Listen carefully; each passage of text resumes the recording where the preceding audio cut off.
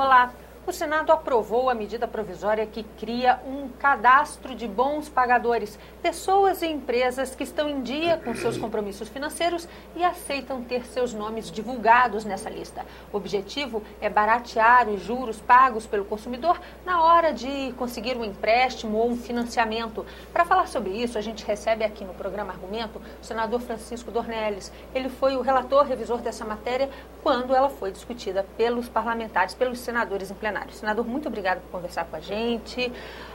Muito se fala sobre os juros pagos no Brasil. Hoje eles chegam a 160% para o consumidor final. Isso pode mudar com esse cadastro?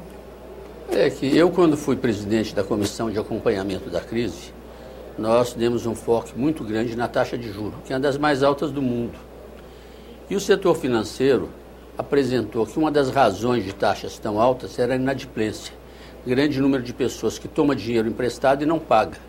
Então, que eles tinham que colocar uma chamada taxa de inadimplência incorporada à taxa de juros, o que elevava a taxa de juros cobrada daqueles que tomam empréstimo. Fazer com que os que pagam, paguem no fundo aqueles que não pagam. Exatamente isso. Então, se pensou na hipótese de um cadastro positivo. O que é um cadastro positivo?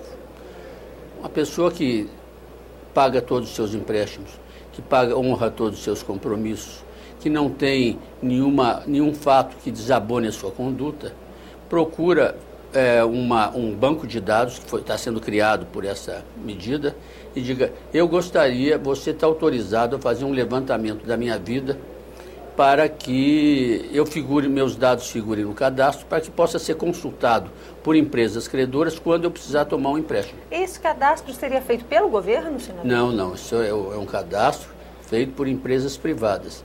As empresas jurídicas podem criar um banco de dados que está um gestor, por exemplo, 4 grandes empresas que atuam no mercado fazem um banco de dados que tem um gestor. Então você, por acaso, chega lá e diz: olha aqui, eu quero fazer parte desse banco de dados.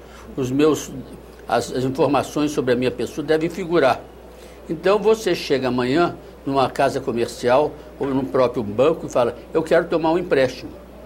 Meu nome é esse e meu nome está naquele banco de dados. Vão haver, então, alguns cadastros diferentes e o consumidor opta por qual deles pode ser o seu. Ele vai ter que pagar por isso? Ele pode optar, ele pode entrar e pode sair a hora que quiser. Ele pode, num determinado momento, eu quero retirar o meu nome do banco de dados. Imediatamente o nome dele tem que sair do banco de dados. E ele vai ter que pagar alguma coisa a essa empresa, senador, para fazer essa pesquisa? Não tem que pagar nada. Apenas o seguinte: ele está limitado ao número de consultas que ele pode fazer esse banco de dados sobre ele próprio. Então, você pode pensar numa pessoa que resolve ligar todo dia, 10 vezes por dia, e fala: como é que está aí a minha situação? Quer dizer, seria um exagero. Então, estabelecer um limite que é até 4 consultas num determinado período são gratuitas. Os bancos de dados podem cobrar pela consulta feita pelo consulente, não pelo aquele que botou os dados lá. Agora, como vai haver uma concorrência muito grande, é pouco provável que isso ocorra.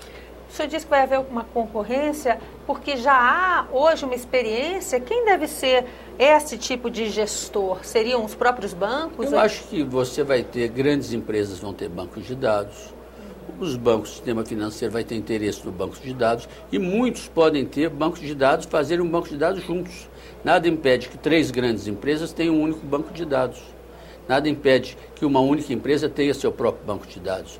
E nada impede, inclusive, que pessoas físicas possam se reunir, que vai ser talvez menos corriqueiro, para fazer o banco de dados dela. E terá menos credibilidade junto a uma instituição financeira, possivelmente? Olha, eu estou no banco de dados do meu vizinho, pode ser. Não, mas é o seguinte: os bancos de dados podem trocar informações entre eles. Você não pode, por exemplo, chegar para um banco de dados e falar: para você eu vou prestar essas informações, agora, uma que eu prestei aí eu não quero que vá para o outro. As informações que você presta a um banco de dados devem servir a todos e eles podem trocar informações entre eles. O senhor falou uma coisa